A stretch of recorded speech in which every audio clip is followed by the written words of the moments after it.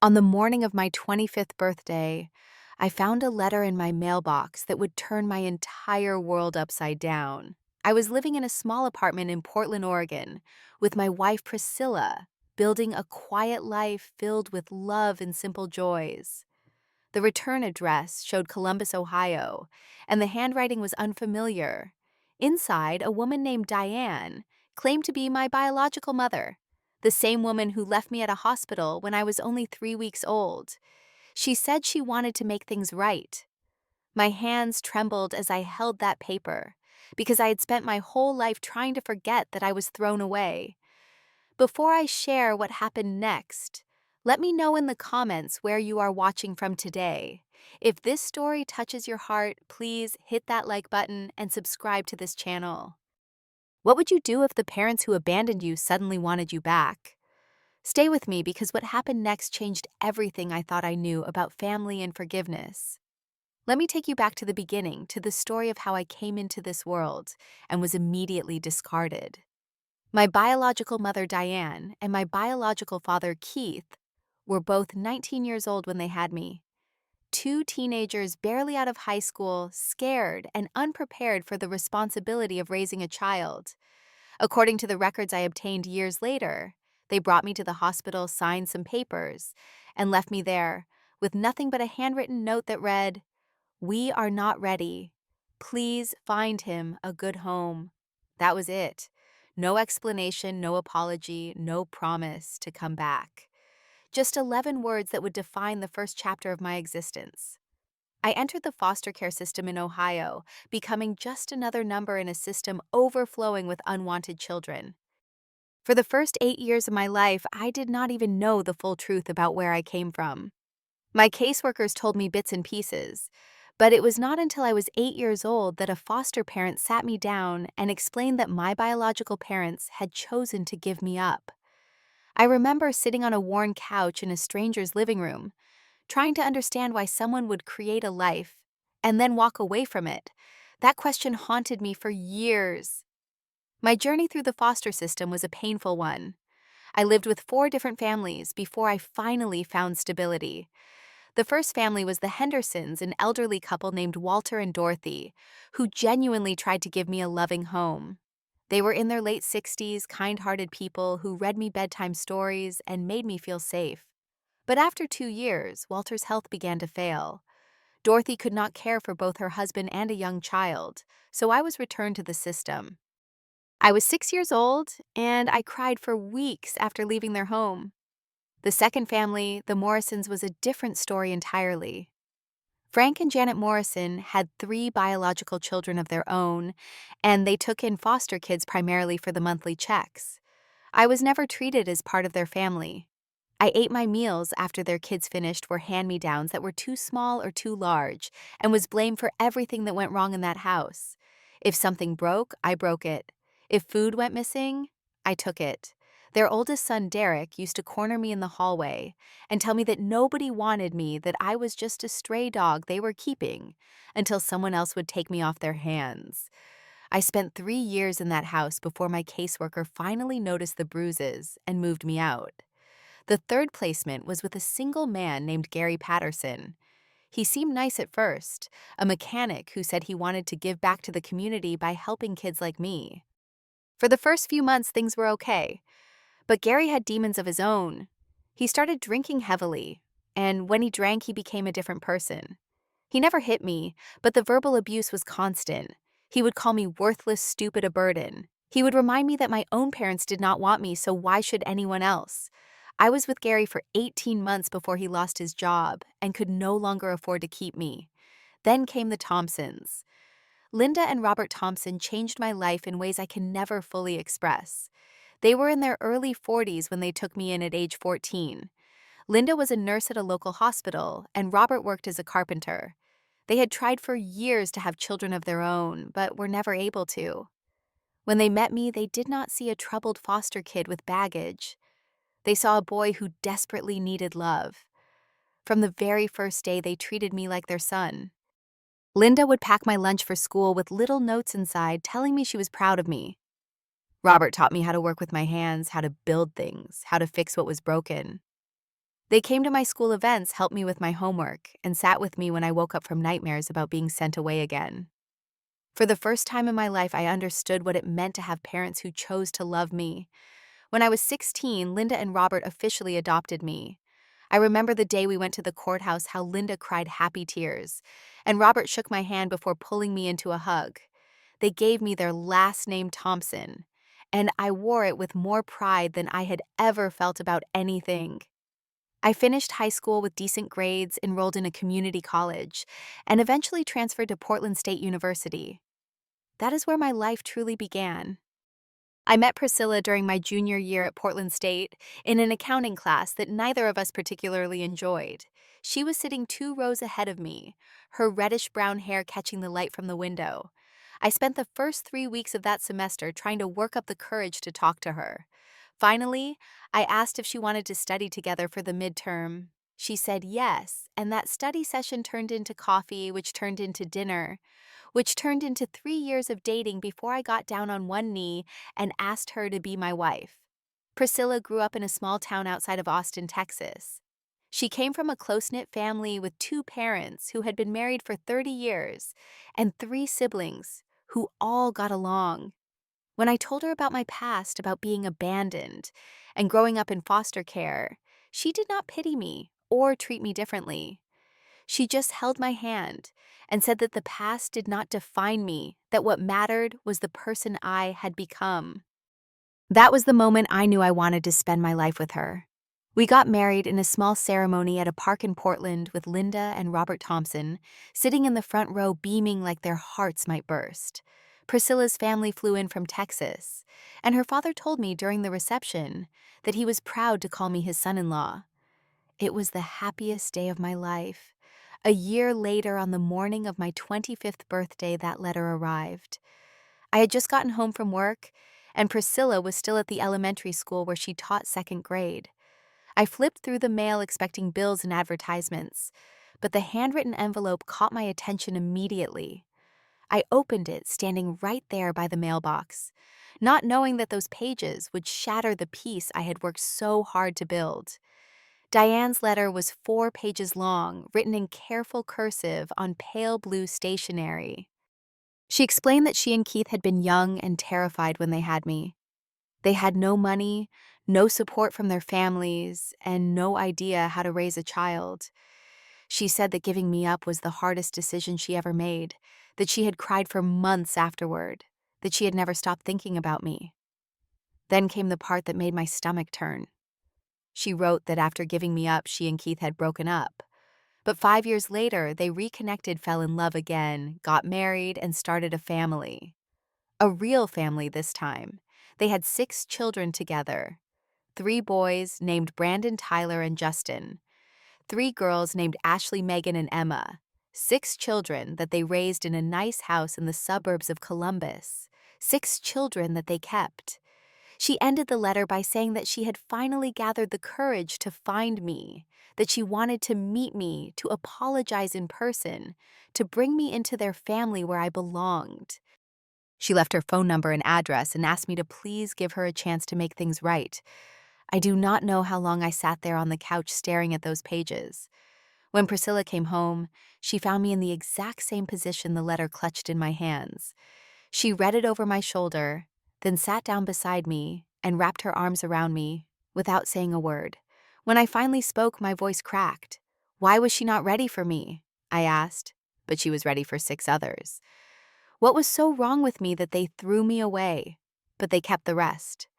Priscilla did not have answers, and I did not expect her to. She just held me while I cried for the first time in years. For 2 weeks, I could not decide what to do with that letter. I would pick up the phone to call Diane, then put it back down. I would draft text messages, then delete them.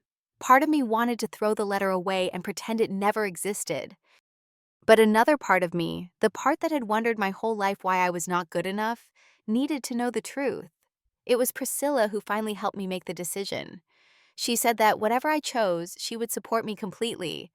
But she also said that I might regret it for the rest of my life if I did not at least hear what Diane had to say. She was right, as she usually is. I called Diane on a Sunday evening. My hands were shaking so badly that I almost dropped the phone. She answered on the second ring, and when I said my name, she burst into tears. For several minutes, she could barely speak. She kept saying how sorry she was, how she had dreamed of this moment, how she could not believe she was finally hearing my voice. When she calmed down, she asked if I would be willing to come to Columbus to meet the family. She said Keith wanted to see me too, that my siblings were excited to meet their older brother. She promised that this was about more than just reconnecting. She wanted me to be part of their lives, to have the family I should have had all along. Against my better judgment, I agreed. Priscilla and I made plans to drive to Columbus the following month. The journey from Portland to Ohio took us 35 hours, and we split it over 3 days, stopping at motels along the way.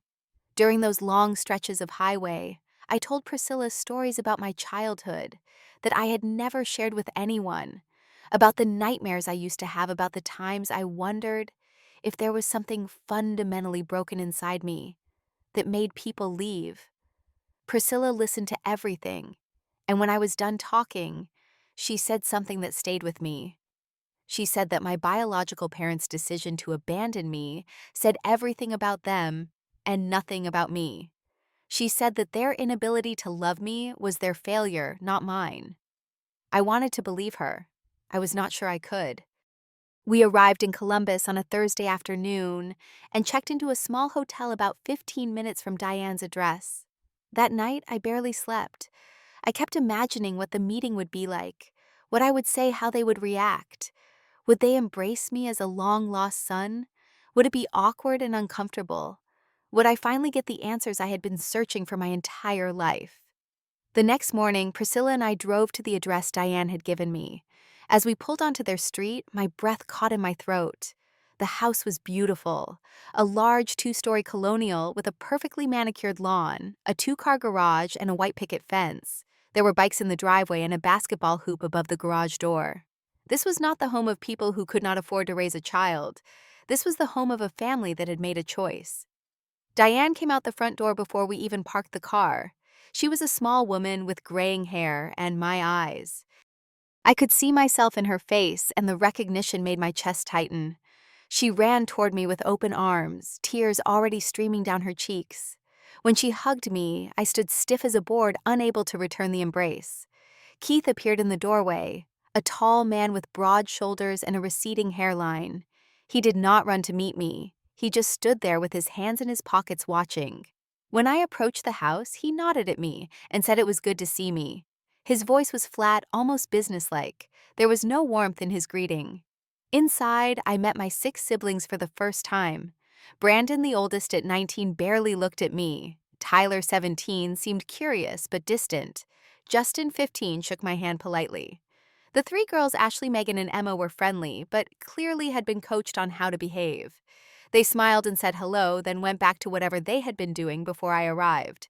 What struck me most was the photographs. Every wall in that house was covered with family pictures. Vacations to Disney World, Christmas mornings, birthday parties, graduations. 6 children captured at every stage of their lives, surrounded by loving parents. There was not a single picture of me. Not one. It was as if I had never existed. Diane served lunch, and we all sat around a large dining table that could easily seat 10. The conversation was strained, filled with awkward silences and forced pleasantries. I learned that Keith owned a successful contracting business, that Diane had been a stay-at-home mother for nearly 2 decades, that Brandon was taking a gap year before college, that the younger kids were all involved in sports and activities. A perfect family, with a perfect life built on the foundation of my absence. After lunch, I asked Diane if we could talk privately. She led me to a small study at the back of the house, and Priscilla waited in the living room. I closed the door and turned to face the woman who had given birth to me, then given me away. I asked her the question that had been burning in my mind for 25 years. Why was she not ready for me? But she was ready for 6 more. What changed in 5 years that made her capable of being a mother to them, but not to me? Diane stumbled over her words. She said that circumstances were different, that she and Keith were older, more stable, more prepared. She said that when they got back together, they knew they were ready to build a family the right way. Before I could respond, the door opened and Keith walked in. He must have been listening from the hallway. He looked at me with an expression I could not quite read, then spoke the words that would haunt me forever. "Let me be honest with you," he said. "We were not ready for you specifically. You were a mistake, an accident. We were kids ourselves, scared out of our minds. But the others, Brandon, Tyler, all of them, they were planned. They were wanted. There is a difference." The room went silent. Diane gasped and turned to her husband with horror in her eyes. But Keith just stood there, unapologetic, as if he had simply stated an obvious fact. I felt Priscilla's hand slip into mine. I had not even heard her enter the room, but there she was standing beside me, anchoring me to reality. I looked at the two people who had created me, the ones who had decided I was not worth keeping, and something inside me shifted. "If that is true," I said slowly, "then why did you contact me now? If I was just a mistake you left behind, why reach out after all these years?" The answer to my question came from Keith, not Diane. He told me to sit down, that there was something they needed to discuss with me. Diane was crying now, shaking her head and begging Keith to stop, but he continued anyway. "Brandon is sick," Keith said. "He has end-stage kidney disease. He needs a transplant, and none of us are a match. We tested everyone. The doctor suggested that a biological sibling might be compatible. That is why we found you." I stared at him, trying to process what I had just heard. They had not reached out because they regretted abandoning me.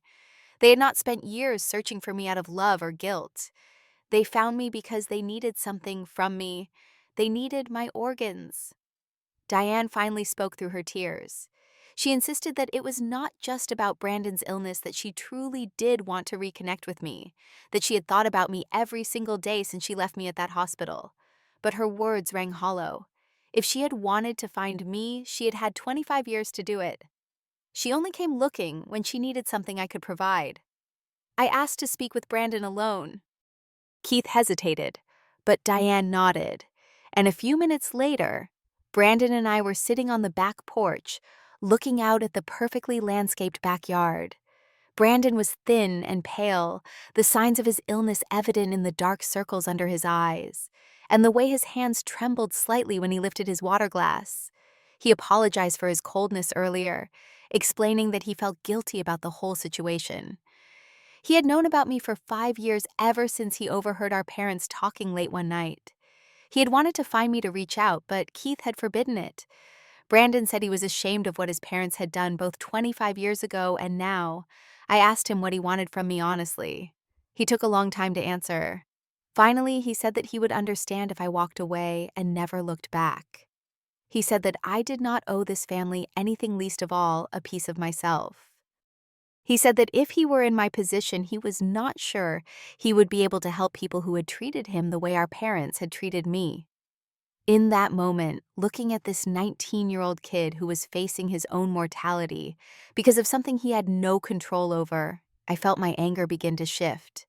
Brandon was not responsible for what Diane and Keith had done. He was innocent in all of this, just as I had been innocent when they left me at that hospital. I went back inside and found everyone gathered in the living room waiting. Diane was still crying. Keith stood with his arms crossed, defensive. The younger children looked confused and scared.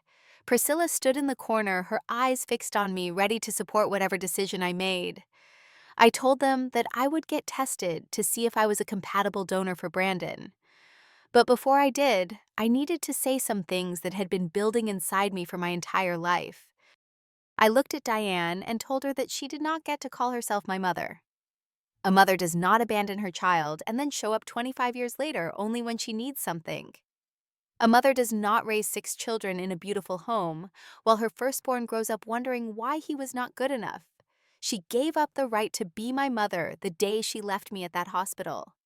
I looked at Keith and told him that he had confirmed what I had always feared, that I was unwanted, unplanned, a mistake. But his cruelty did not define me. The people who raised me, Linda and Robert Thompson, they were my real parents. They chose me when no one else would. They loved me without conditions or limitations. They taught me what family truly means.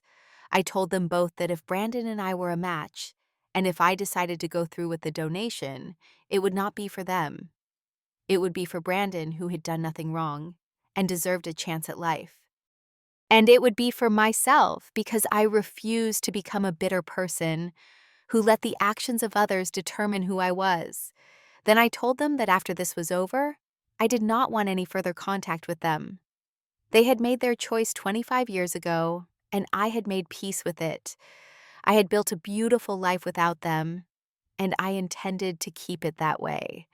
Priscilla crossed the room and took my hand. We walked out of that house together, leaving behind the people who had created me but never wanted me. 1 week later, I got tested at a hospital in Portland. The results came back positive. I was a compatible donor for Brandon. After many long conversations with Priscilla, with Linda and Robert, and with myself, I decided to go through with the surgery. The operation took place in Cleveland. It was a success. Brandon received my kidney, and within a few weeks, he was on the road to recovery. He called me from his hospital bed to thank me, his voice breaking with emotion. He said that I had given him a second chance at life and he would never forget it. I told him that I hoped he would use that second chance wisely. Brandon and I have stayed in touch. We text occasionally, and he has visited Priscilla and me in Portland twice since the surgery. He is a good kid, nothing like his parents, and I have come to think of him as a brother in the truest sense of the word. The others, Tyler, Justin, Ashley, Megan, and Emma, I have not spoken to. Maybe someday that will change, but for now Brandon is enough. As for Diane and Keith, I kept my word. I have not spoken to them since the day I left their house. Diane has sent letters, but I returned them unopened. Keith has not tried to contact me at all, which tells me everything I need to know about who he really is.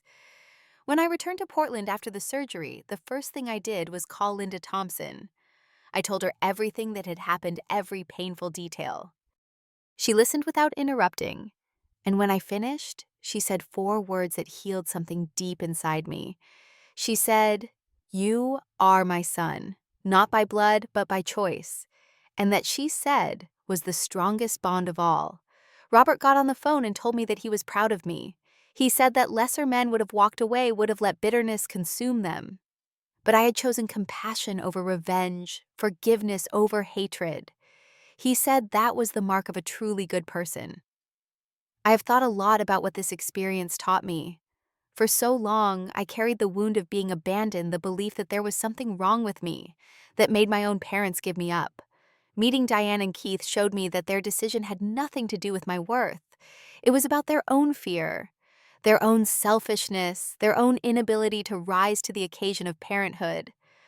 I also learned that family is not defined by blood. The people who are meant to be in your life will choose you over and over again, not because they have to, but because they want to. Linda and Robert Thompson chose me. Priscilla chose me, and I choose them every single day. I used to think I was unwanted. Now I know that I was just waiting to be found by the right people. The ones who abandoned me did me an unintentional favor. They set me on a path that led me to a life filled with genuine love, earned trust, and chosen family. If you are watching this and you have ever felt unwanted or discarded, please know that your story is not over. The people who failed to see your worth do not get to decide your value. You are worthy of love, of belonging, of family. And sometimes the family you build is far stronger than the one you were born into. So I want to ask you, have you ever had to choose between holding on to anger and choosing forgiveness? How did you handle it? Please share your story in the comments below.